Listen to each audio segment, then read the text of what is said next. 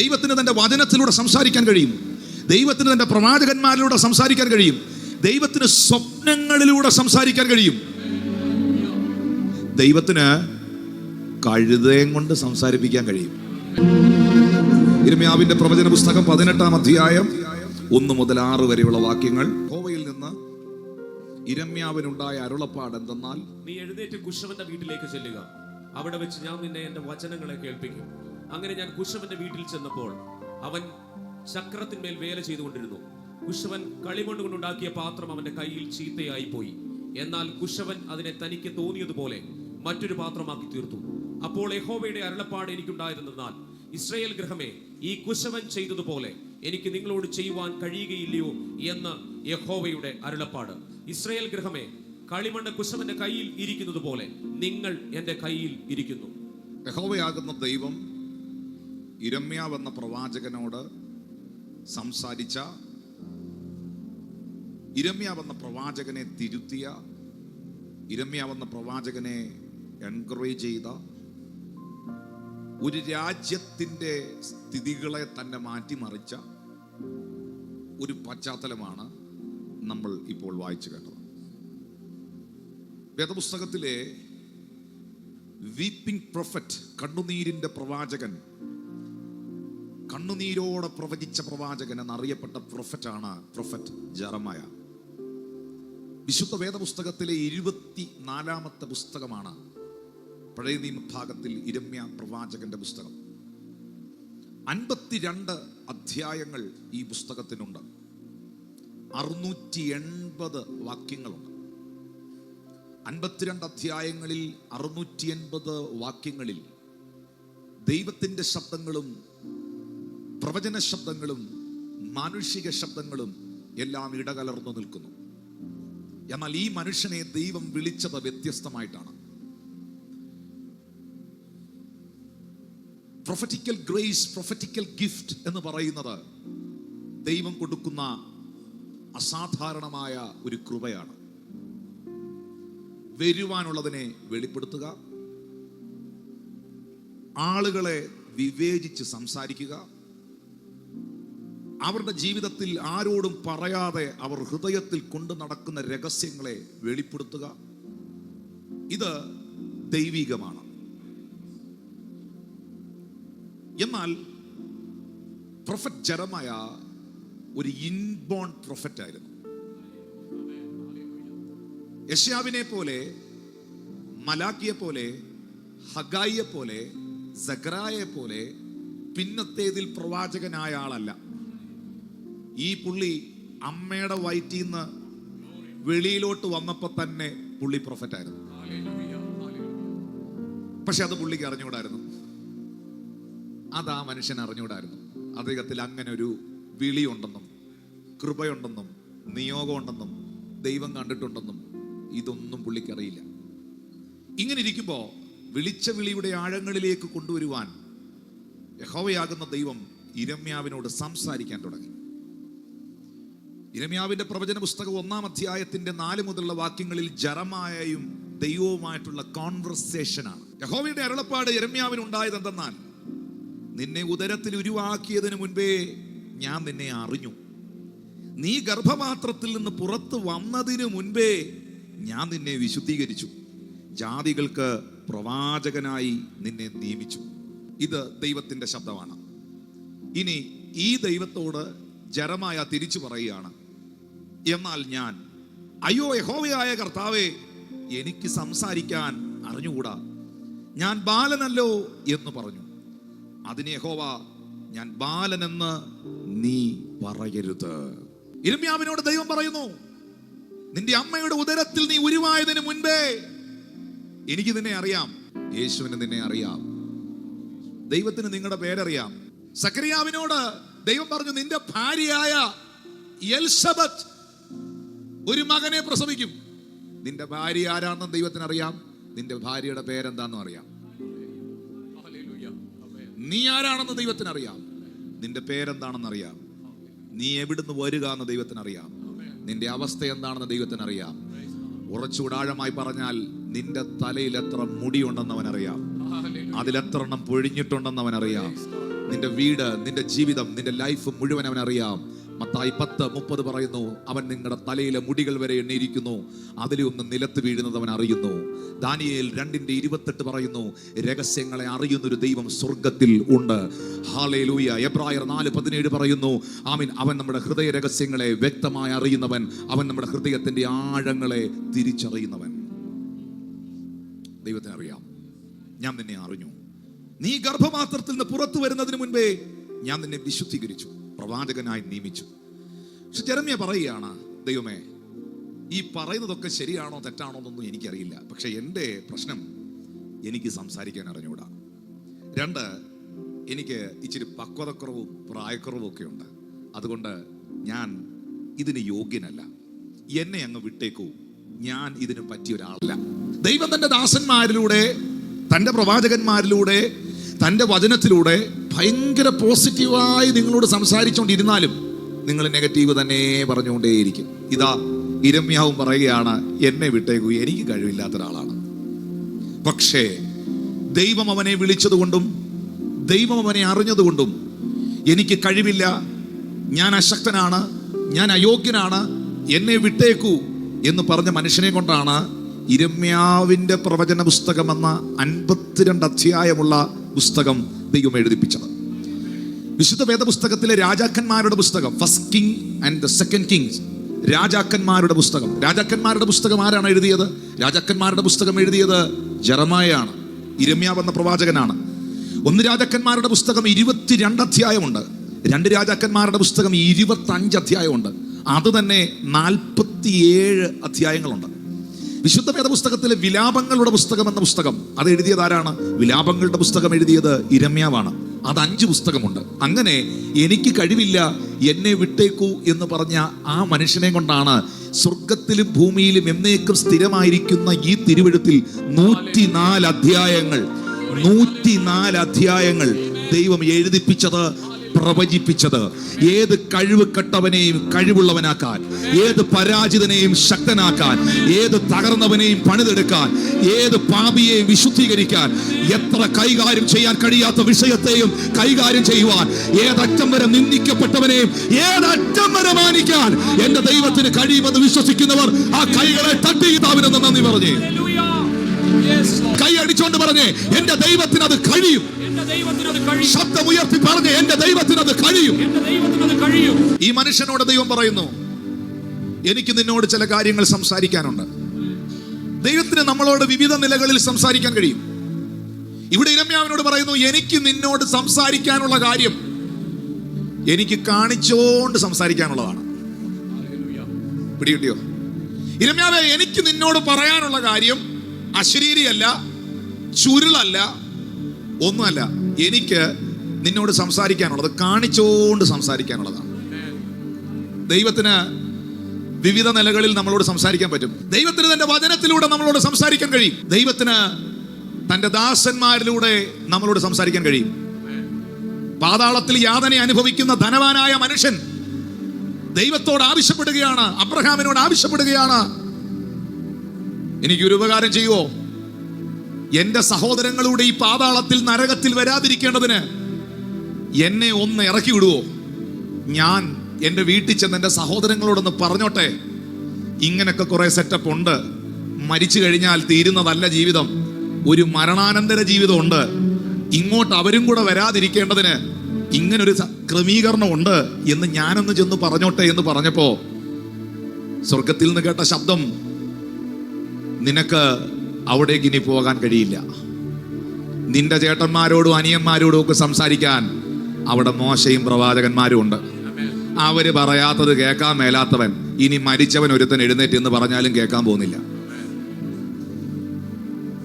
അതിന്റെ അർത്ഥം എന്നാ? ദൈവം തന്റെ വചനത്തിലൂടെ ഒരു ആലോചന അറിയിച്ചിട്ടും തന്റെ ദാസന്മാരിലൂടെ ദൈവം ഇടപെട്ടിട്ടും അനുസരിക്കാൻ മേലാത്തവനെ ഇനി ആർക്ക് രക്ഷിക്കാൻ പറ്റുമെന്ന്?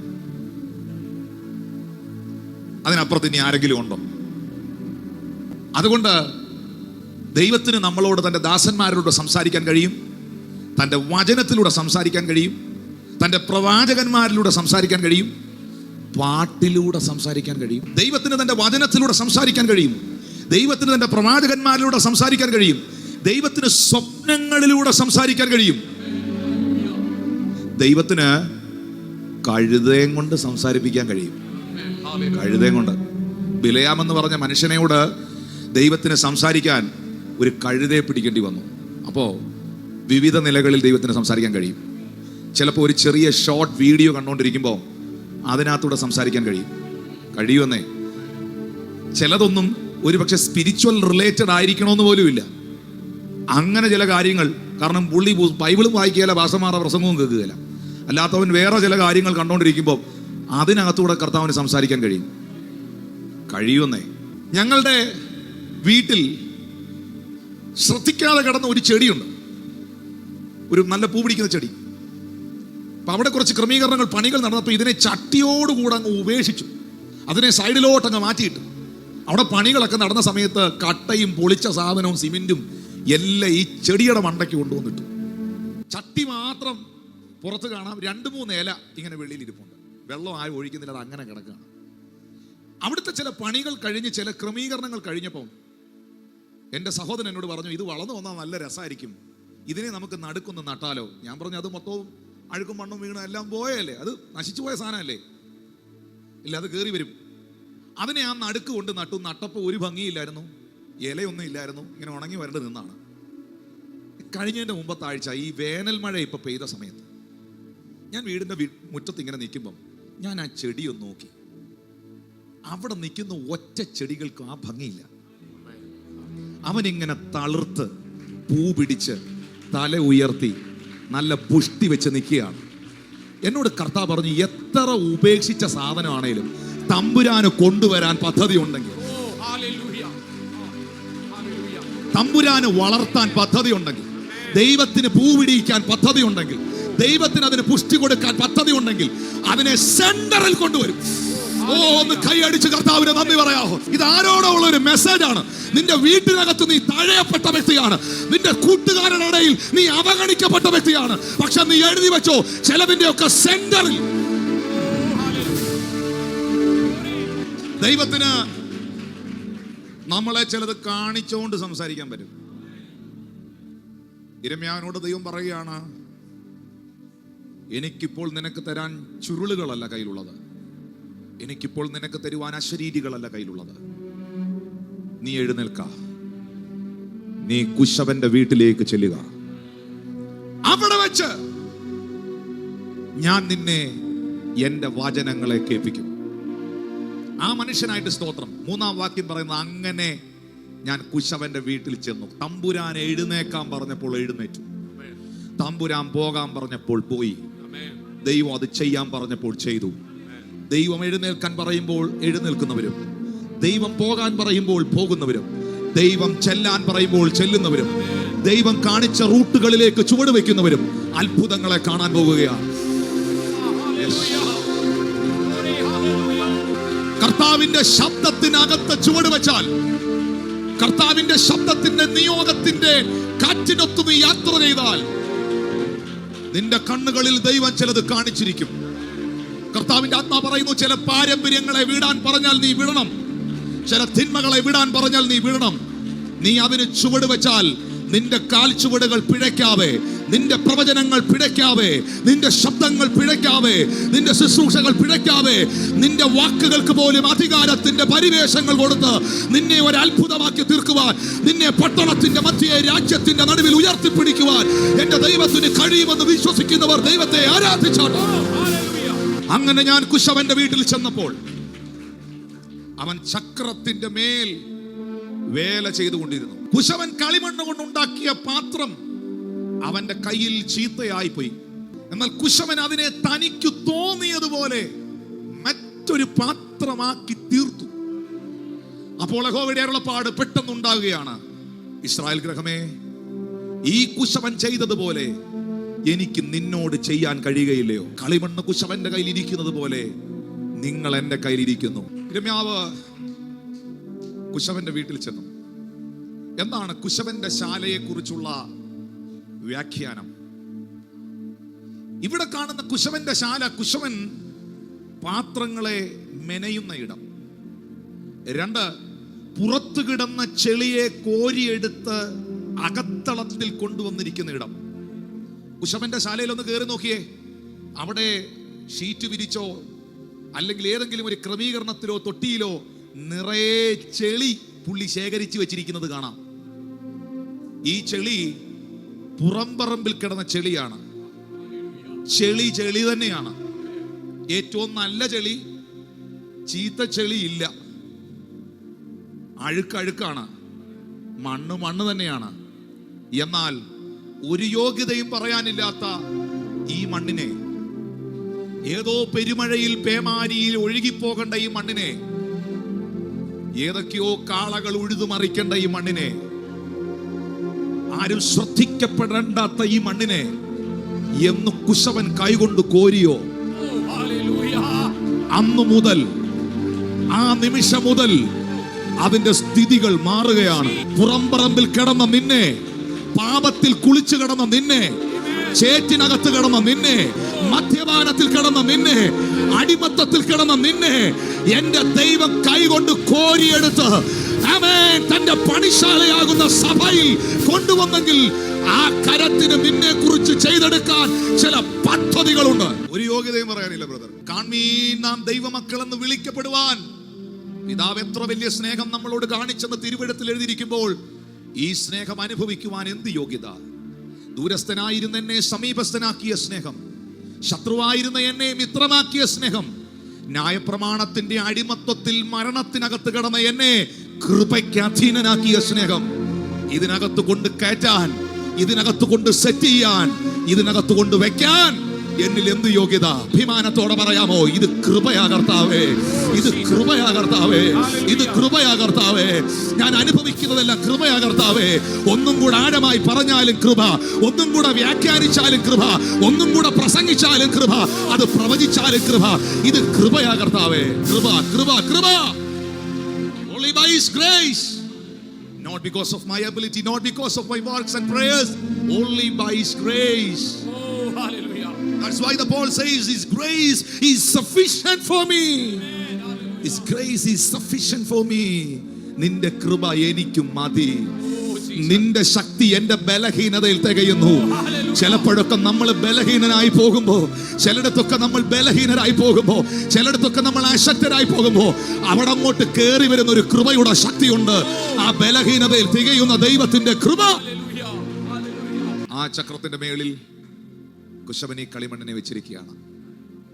വിശുദ്ധ ബൈബിൾ പറയുന്നു, ഇരമ്യാവ് എന്ന പ്രവാചകൻ നോക്കി നിൽക്കുമ്പോൾ 4-ാം വാക്യം വ്യക്തമാക്കുന്നു, കളിമണ്ണ് കൊണ്ട് കുശവൻ ഉണ്ടാക്കിയ പാത്രം തന്റെ കയ്യിൽ അങ്ങ് ചീത്തയായി പോയി. എന്നാൽ കുശവൻ അതിനെ തനിക്ക് തോന്നിയതുപോലെ, എനിക്ക് തോന്നിയതുപോലല്ല, മണ്ണിന് തോന്നിയതുപോലല്ല, അഭിപ്രായങ്ങൾ പറയുന്നവർക്ക് തോന്നിയതുപോലല്ല, തനിക്ക് തോന്നിയതുപോലെ, തന്റെ ഹൃദയത്തിൽ താൻ കണ്ട ഡിസൈൻ പോലെ അതിനെ മറ്റൊരു പാത്രമാക്കി തീർത്തു.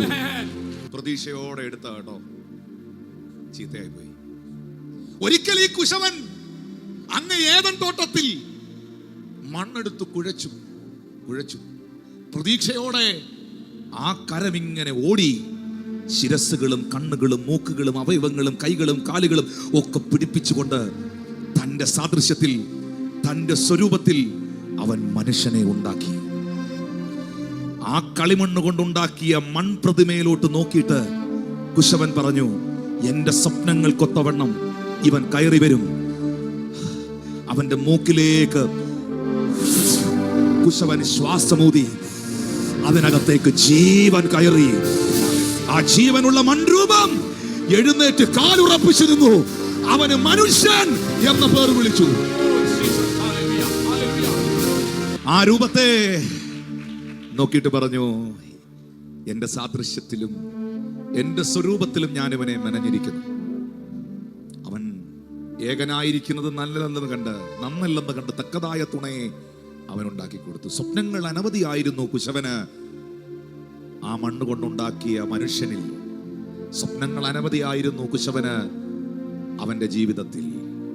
പക്ഷെ പാതി വഴിയിൽ കുശവന്റെ സാന്നിധ്യം തോട്ടത്തിൽ ഇല്ലാതെ വന്ന നേരത്ത് പുറത്തു നിന്ന് കയറി വന്ന ശത്രു, ആ പാമ്പ്, സാത്താൻ, ലൂസിഫർ, അവന്റെ അരികിൽ വന്ന്, അവളുടെ അരികിൽ വന്ന് തെറ്റിദ്ധരിപ്പിച്ച് പാപത്തിന്റെ തിന്മകൾ കാതിലോതി അവനെ തേജസ്സിൽ നിന്ന് പുറത്താക്കി പാപം ചെയ്യിച്ച് സ്വർഗത്തിലെ ദൈവം തോട്ടത്തിൽ വരുമ്പോ തന്റെ സ്വപ്നങ്ങൾക്കൊത്തവണ്ണം പണിത മൺപാത്രങ്ങളെ കാണാതിരുന്നു.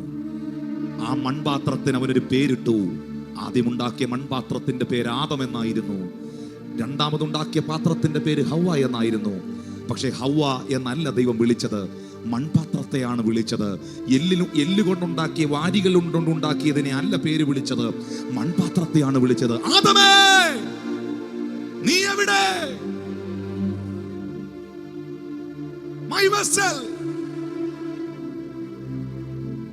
my son, where you are? മൺപാത്രത്തെ വിളിക്കുന്നു, നീ എവിടെ? ഇന്നും കുശവൻ ഇവിടെ ഇരിക്കുന്ന ചില മൺപാത്രങ്ങളെ നോക്കി, നീ മണ്ണാ കേട്ടോ. എല്ലാ മൺപാത്രങ്ങളെയും നോക്കിക്കൊണ്ട് ഒരു ദൈവപുരുഷന്റെ അധരത്തിലൂടെ കുശവൻ വിളിക്കുന്നു, നീ എവിടെ? Where you are? എന്റെ സാന്നിധ്യത്തിലേക്ക് നിനക്ക് വരാമോ? എനിക്ക് നിന്നെ ഒന്ന് കാണണം. നിങ്ങൾ ആ രംഗം ഒന്ന് ഇമാജിൻ ചെയ്തേ. തോട്ടത്തിൽ വന്ന കുശവനായ യഹോവയായ ദൈവം താൻ ഉണ്ടാക്കിയ മൺപാത്രത്തെ കാണുന്നില്ല. അവിടെ എല്ലാം നടന്ന ഒരു അമ്മ കുഞ്ഞിനെ കാണാതിരിക്കുമ്പോ, തോമസേ തോമസേ നീ എവിടാ, നീ എവിടാ എന്ന് വിളിച്ച് നടക്കുന്നത് പോലെ തോട്ടത്തിലെല്ലാം അപ്പൻ വിളിച്ചുകൊണ്ട് നടക്കുക കുശവൻ. Adam, where you are? Where you are?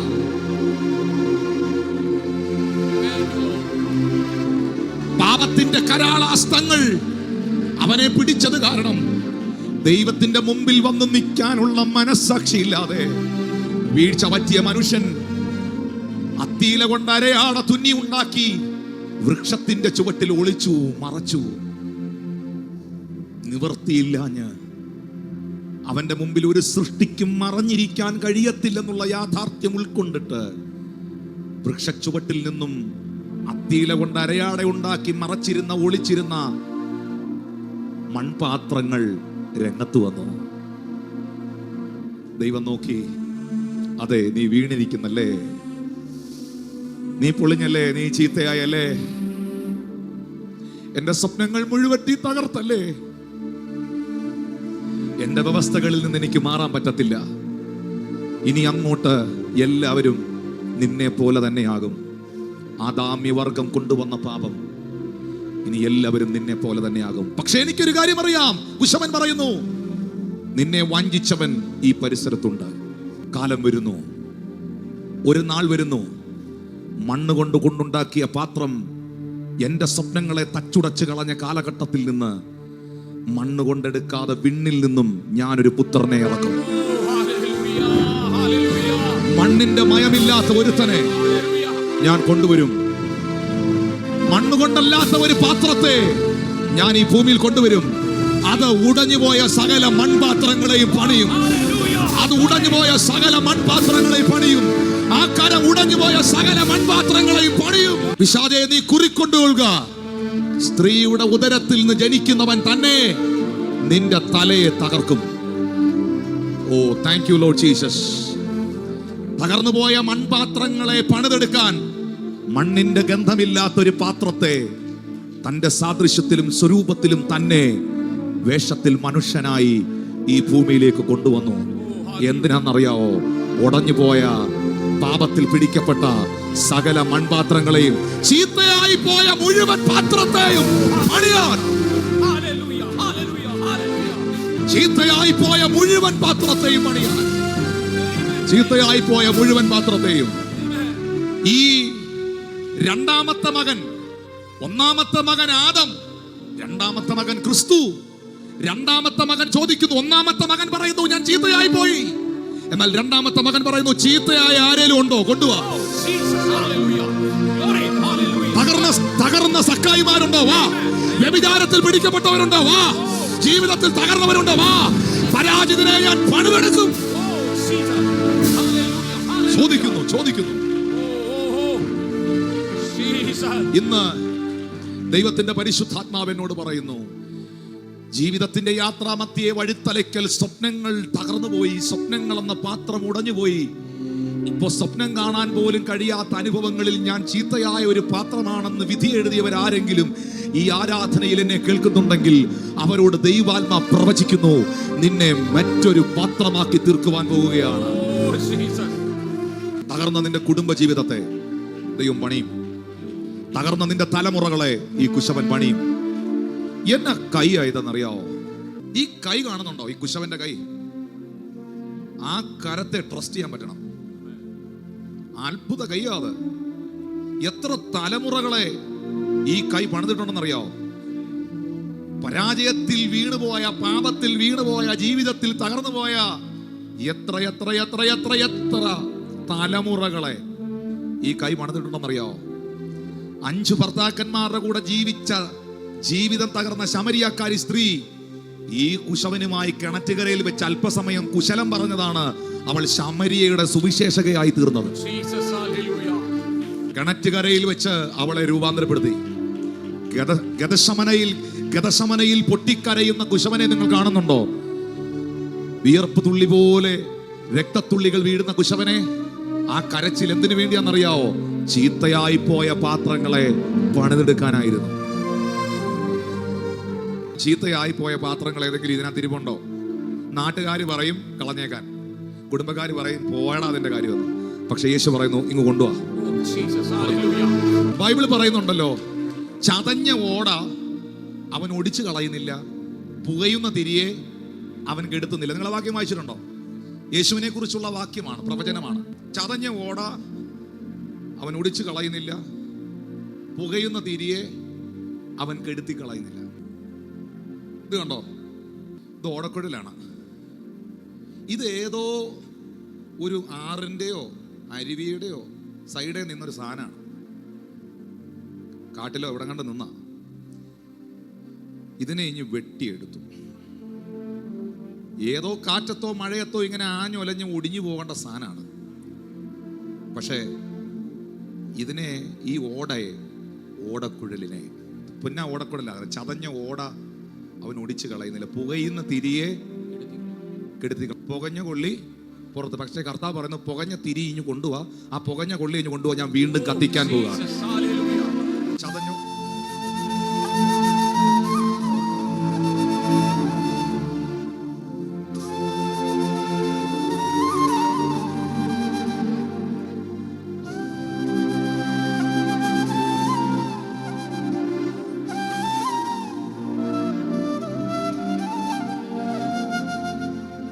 ചതഞ്ഞ ഓടയൊടിക്കാത്തവൻ, പുകയുന്ന തിരിയെ കെടുത്താത്തവൻ, വിലാപങ്ങളെ നൃത്തമാക്കുന്നവൻ, വിടുതലിൻ ദൈവം എന്നേശു.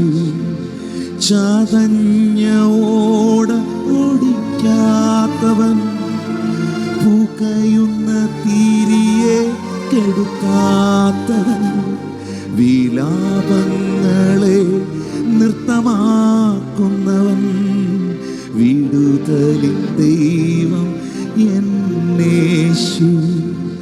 നീയൻ സ്വന്തം, നീയൻ പക്ഷം, നീറും വേളകളിൽ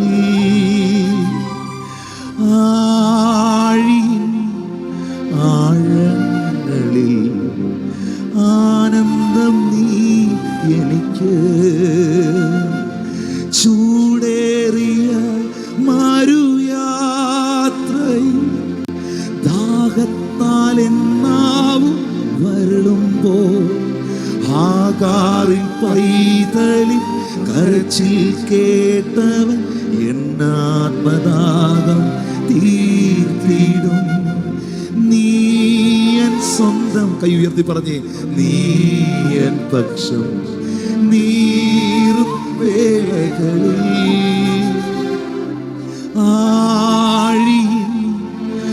ആഴങ്ങളിൽ ആനന്ദം നീ എനിക്ക്. ചതഞ്ഞ ഓട കൊള്ളത്തില്ലെന്നും പുകഞ്ഞ തിരിയെ കളയണമെന്നും പറയുന്നവർ ഈ വരികളൊന്നും കേട്ടോണം. ചതഞ്ഞ ഓടയൊടിക്കാത്തവൻ, പുകയുന്ന തിരിയെ കെടുത്താത്തവൻ, വിലാപങ്ങളെ നൃത്തമാക്കുന്നവൻ. ആരാണ്? കൈ ഉയർത്തി പറഞ്ഞേ, വിടുതലിൻ ദൈവം എന്നേശു, ചതഞ്ഞ ഓടയൊടിക്കാത്തവൻ, പുകയുന്ന തിരിയെ കെടുത്താത്തവൻ, വിലാപങ്ങളെ നൃത്തമാക്കുന്നവൻ.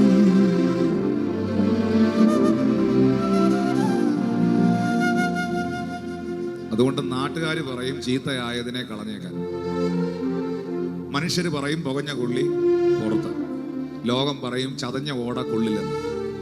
ഏത് പാഴായ ഓടയും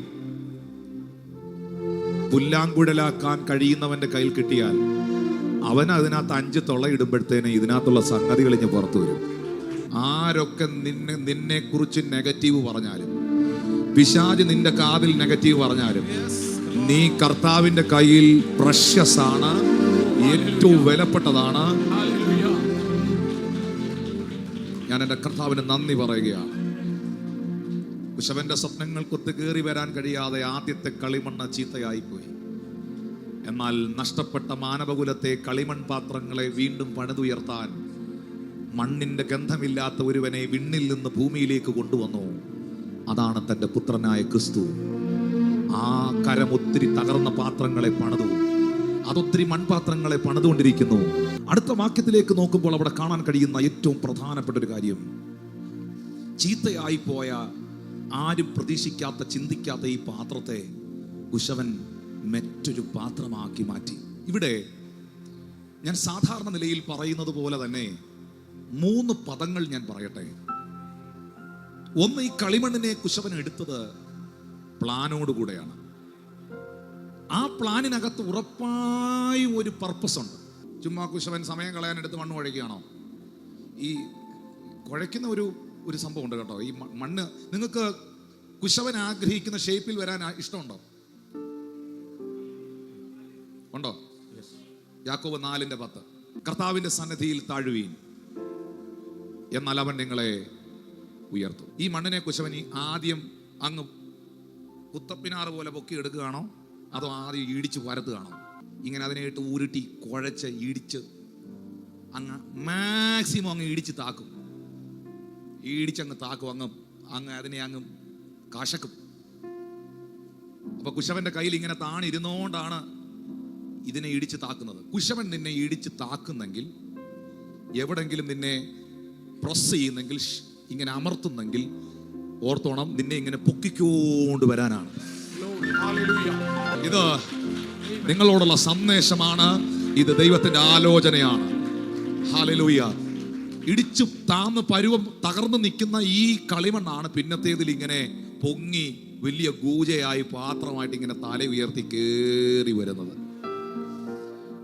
എവിടെങ്കിലും നിങ്ങൾ എക്സ്പെക്ട് ചെയ്യാത്ത പരിക്ക് നിങ്ങൾക്കുണ്ടാകുന്നെങ്കിൽ, കുശവൻ നിങ്ങളെ ഇങ്ങനെ ഇട്ട് കുഴയ്ക്കുന്നെങ്കിൽ, ഷേപ്പ് ചെയ്യുന്നെങ്കിൽ ഓർത്തോണം, at any time, at any moment പണി തുടങ്ങാൻ പോവുകയാണ്.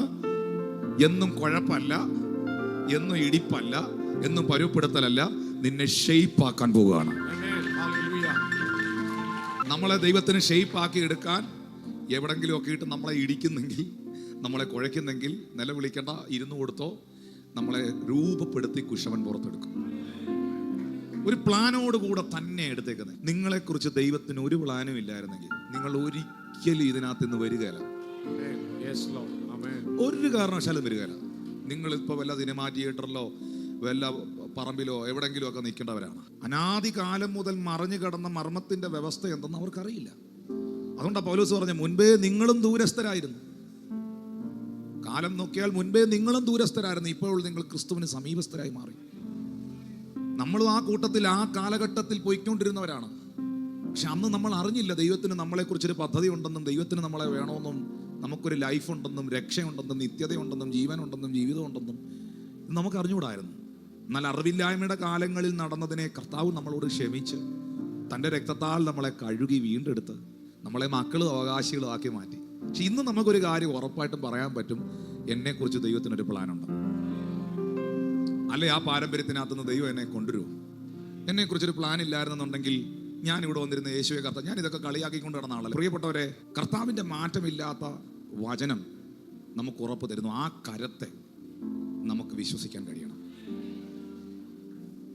ഈ പാത്രം ചീത്തയായിപ്പോയി. സാധാരണ നിലയിൽ ചീത്തയായി പോയാൽ, നമ്മൾ പ്രതീക്ഷിച്ച ഷേപ്പിൽ നമുക്ക് കയറി വരാൻ പറ്റാതെ പോയാൽ, ഉദ്ദേശിച്ച കാര്യം നടക്കാതെ പോയാൽ നമ്മൾ എന്ത് ചെയ്യും? ഉറപ്പായിട്ടും പ്രാർത്ഥിച്ചവരെ പഴി പറയും, ദൈവം ഇല്ലെന്ന് പറയും, ഇതൊക്കെ തട്ടിപ്പാന്ന് പറയും, ചുമ്മാ എന്ന് പറയും, പിന്നെ പ്രാർത്ഥനയ്ക്ക് വരികയില്ല. രണ്ട് പ്രശ്നങ്ങളുണ്ട്, രണ്ട് വലിയ ദുരന്തങ്ങളുണ്ട്. രണ്ട് ദുരന്തങ്ങൾ. ഒന്നാമത്തെ ദുരന്തം എന്ന് പറഞ്ഞാൽ, ചിലർക്ക് വിടുതൽ കിട്ടിക്കഴിഞ്ഞാൽ ചിലർക്ക് പിന്നെ ഒരു യോഗത്തിന് വരികയില്ല, ആരും മിണ്ടുന്നില്ല.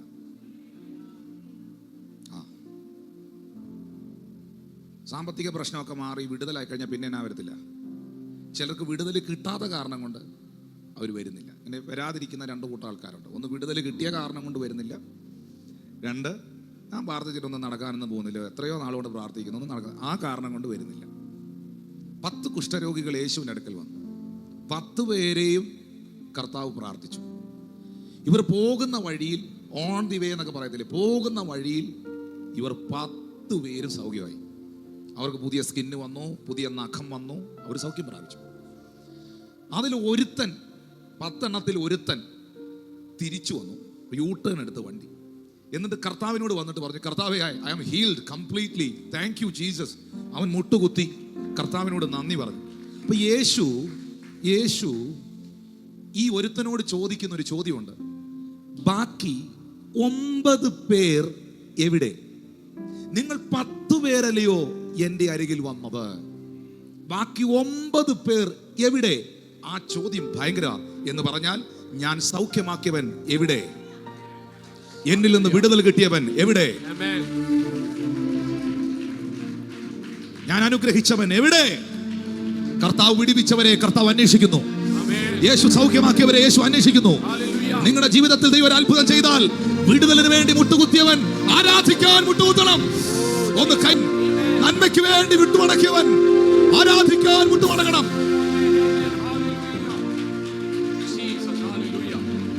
ഈ പാത്രം അങ്ങ് ചീത്തയായി പോകുമ്പോൾ ഈ പാത്രം വിചാരിക്കുകയാണ്,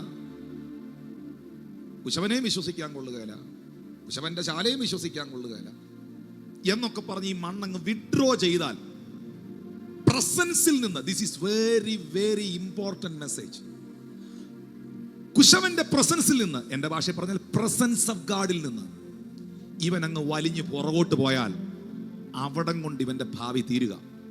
പിന്നെ അവൻ ഉടഞ്ഞ പാത്രമായി, തകർന്ന പാത്രമായിട്ട് അങ്ങ് തുടരുക. പക്ഷെ ഉടയുമ്പോഴും തകരുമ്പോഴും, എക്സ്പെക്ട് ചെയ്യാത്ത പ്രതിസന്ധി മുൻപിൽ വരുമ്പോഴും, ആ പ്രസൻസിനകത്തങ്ങ് ഇരുന്നാൽ അൺഎക്സ്പെക്റ്റഡ് ആയിട്ട് ഒരു അപ്ലിഫ്റ്റ്മെന്റ് ഉണ്ടാവും. മനസ്സിലായില്ലല്ലേ? അൺഎക്സ്പെക്റ്റഡ് ആയി, നീ പ്രതീക്ഷിക്കാത്ത സമയത്ത് ആ കൈ നിന്നെ വീണ്ടും പൊക്കിയിരിക്കും. യേശുവിന്റെ നാമത്തിൽ അത് വിശ്വസിക്കുന്നവർക്കായി ഞാൻ ദൈവത്തെ സ്തുതിക്കുന്നു. നീ പ്രതീക്ഷിക്കാത്ത സമയത്ത് ആ കരം നിന്നെ വീണ്ടും ഉയർത്തിയിരിക്കും, നിന്നെ മാനിച്ചിരിക്കും. യേശുവിന്റെ നാമത്തിൽ പ്രതീക്ഷിക്കാത്ത പ്രതിസന്ധി കടന്നു വന്ന് നിന്റെ ജീവിതം തകർന്നിരിക്കുമ്പോൾ, നീ പ്രതീക്ഷിച്ചത് പലതും നടക്കാതെ പോയപ്പോൾ, പരിശുദ്ധാത്മാവ് നിന്നോട് പറയുന്നു, നീ എക്സ്പെക്ട് ചെയ്യാത്ത ചില ഡെലിവറൻസുകൾ ഇന്ന് ഈ ആരാധന മധ്യയിൽ നിന്നിലേക്ക് ദൈവം പകരുകയാണ്. നിന്റെ വീട്ടിനകത്തത് വരെ വെളിപ്പെടട്ടെ. ഓ, ഉടഞ്ഞു പോയ പാത്രമാണ്, ഉപയോഗമറ്റിരുന്നു, ഒന്നിനും ഉതകാതെ തള്ളപ്പെട്ടു കിടന്നിരുന്നു. ഉടഞ്ഞു പോയ പാത്രമാണ്, ഉപയോഗമറ്റിരുന്നു, ഒന്നിനും ഉതകാതെ തള്ളപ്പെട്ടു കിടന്നിരുന്നു. എന്നാലും നീ എന്നെ കണ്ടതോ അതിശയം, എന്നുണർവിൻ പുകഴ്ചയെല്ലാം നിനക്കൊരുവനു മാത്രമേ. ഒരു നിമിഷം മോനെ, ഒറ്റ നിമിഷം. ഞാൻ ഈ പാടിയത് തെറ്റാണെങ്കിൽ എന്നോട് ക്ഷമിക്കണം. ഡീസന്റായ പാത്രമാണ്, ഞാനങ്ങ് പെർഫെക്റ്റ് ആയിരുന്നേ, എല്ലാവർക്കും കൊള്ളാവുന്നവനായി ഞാൻ ലക്ഷപ്രഭുവായി നടന്നതാണ്. ആണോ?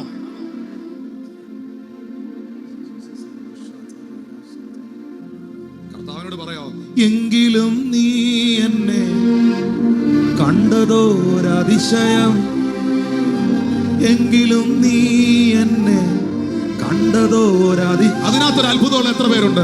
എങ്കിലും നീ എന്നെ കണ്ടതോരതിശയം, എങ്കിലും നീ എന്നെ കണ്ടതോരതിശയം. എന്നുണർവിൻ പുകഴ്ചയെല്ലാം നിനക്കൊരുവനു മാത്രമേ. നീ മാത്രം വളരണം, നീ മാത്രം വളരണം, നീ മാത്രം വളരണം, നീ മാത്രം യേശു. കൈ ഉയർത്തി പറഞ്ഞേ, എല്ലാം തകർന്നു പോയി എന്നെ നോക്കി പറഞ്ഞവർ ഇനിമേലാൽ ഉയരുകയില്ല എന്ന് പറഞ്ഞു ചിരിച്ചവർ.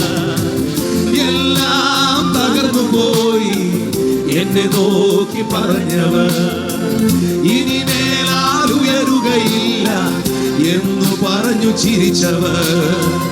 എന്നാലും നീ എന്നെ കണ്ടതോരതിശയം, എന്നുണർവിൻ പുകഴ്ചയെല്ലാം നിനക്കൊരുവനു മാത്രമേ. എന്നാലോ നീ എന്നെ കണ്ടതോരതിശയം, എന്നുണർവിൻ പുകഴ്ചയെല്ലാം നിനക്കൊരുവനു മാത്രമേ. അതുകൊണ്ട് പറഞ്ഞേ, യേശു മാത്രം വളരണം, യേശു മാത്രം വളരണം, യേശു മാത്രം വളരണം, നീ മാത്രം യേശുവേ. യേശു മാത്രം വളരണം, ഹല്ലേലൂയ. യേശു മാത്രം വളരണം, യേശു മാത്രം വളരണം, നീ മാത്രം യേശുവേ. കുശവനെ നിൻകാരം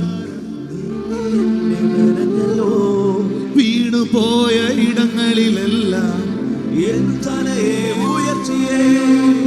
കുശവനെ നിൻകാരം അപ്പാ, ഞാൻ വീണുപോയ ഇടങ്ങളിലെല്ലാം എൻ തലയെ ഉയർത്തിയേ.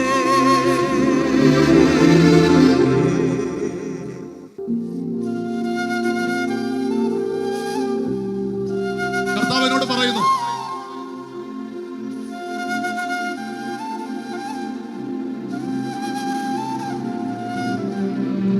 ചീത്തയായി പോയ ഞാൻ ചീത്തയാ കർത്താവേ. എന്നെ പോലൊരു പരാജയം ലോകത്തിലില്ലെന്ന് പറഞ്ഞ ആ വ്യക്തിയോട് കർത്താവ് പറയുന്നു, നിന്നെ പോലൊരു അത്ഭുതം ലോകത്തില്ലാത്ത നിലയിൽ ദൈവത്തിന് നിന്നെ പണിതെടുക്കാൻ കഴിയും. കരമടിച്ച് കർത്താവിനെ സ്തുതിച്ച്. ഒന്നിനും ഉതകാത്തൊരു പാത്രമായി തള്ളപ്പെട്ട് കിടന്ന പാത്രം. കാനാവിലെ കല്യാണ വീട്ടിൽ നിങ്ങളൊരു പാത്രം കാണുന്നുണ്ടോ? പുറംപറമ്പിൽ കിടന്ന പാത്രം. പുറംപറമ്പിൽ കൈ കഴുകാൻ കാല് കഴുകാൻ വെച്ചിരുന്ന 6 കൽപാത്രം. ആ പാത്രത്തെ പുറത്ത് നിന്ന് അകത്ത് കൊണ്ടുവന്ന് അതിനെ വീഞ്ഞു പാത്രമാക്കി തീർത്തവൻ എല്ലാ തള്ളപ്പെട്ട പാത്രങ്ങളെയും. ഇങ്ങനെ കർത്താവ് പറയുന്നു, പുറംപറമ്പിൽ കിടന്ന പാത്രമാകുന്ന നിന്നെ ഡൈനിങ് റൂമിലേക്ക് കൊണ്ടുവരികയാണ്. സെർവ് ചെയ്യാൻ പോകുക. നിന്നിലുള്ള വീഞ്ഞ് സെർവ് ചെയ്യാൻ പോകുക. നിന്നിലുള്ള ശുശ്രൂഷ സെർവ് ചെയ്യാൻ പോകുക. കൽഭരണിയിലെ വെള്ളം മുന്തിരിനീരായി. മുന്തിരിനീരായി. കനാവിലെ കല്യാണ വീട്ടിൽ പുറത്ത് കിടന്ന പുറംപറമ്പിൽ കിടന്ന പാത്രം, വെളിയിൽ വെയിൽ കൊണ്ട് കിടന്ന പാത്രം ഡൈനിങ് റൂമിലേക്ക്, സൽക്കാരമുറികളിലേക്ക് കയറി വരിക. കാരണം കുശവന്റെ കണ്ണുകൾ ആ പാത്രത്തിൽ ഉടക്കിയതാണ്.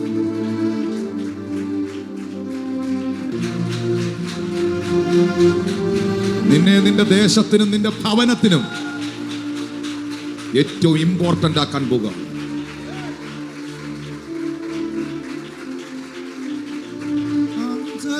സൗഖ്യമാക്കിയിടയൻ